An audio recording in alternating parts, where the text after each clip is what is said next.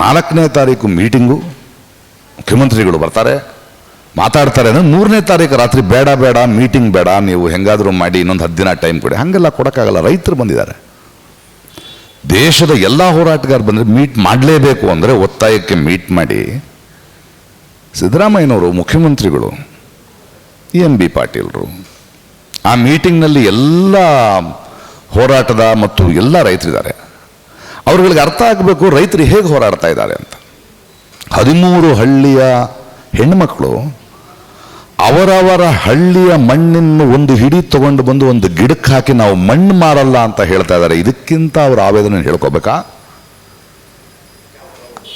4ನೇ ತಾರೀಕು ಮೀಟಿಂಗ್ಗೆ ದೇವನಹಳ್ಳಿಯ 13 ಹಳ್ಳಿಯ ರೈತರು ತಾವು ಬೆಳೆದ ಹಣ್ಣು ಹಂಪಲ ತರಕಾರಿಗಳನ್ನು ತಗೊಂಡು ನಿಮ್ಮ ಆರೋಗ್ಯಕ್ಕೆ ಕೊಡ್ತಾ ಇದೀವಿ, ನಾವು ಬೆಳೀತಾ ಇರೋದು ಈ ಭೂಮಿನ ಕೊಲ್ಲಬೇಡಿ ಅಂತ. ಇದಕ್ಕಿಂತ ಹೇಳಬೇಕೇನ್ರಿ? ಒಂದು ನೋವು ಅರ್ಥ ಆಗ್ಬೇಕೇನ್ರಿ ನಿಮಗೆ? ಅಲ್ಲಿ ಬಂದು ಏನು ಹೇಳಿದ್ರು ಸಿದ್ದರಾಮಯ್ಯನವರು? ಅವ್ರಿಗೆ ಒಂದೇ ಒಂದು ಮಾತು ಹೇಳಿದೆ ಆ ಮೀಟಿಂಗ್ನಲ್ಲಿ, ಎಲ್ಲರ ಸಮಕ್ಷದಲ್ಲಿ ಹೇಳಿದೆ, ಸಿದ್ದರಾಮಯ್ಯ,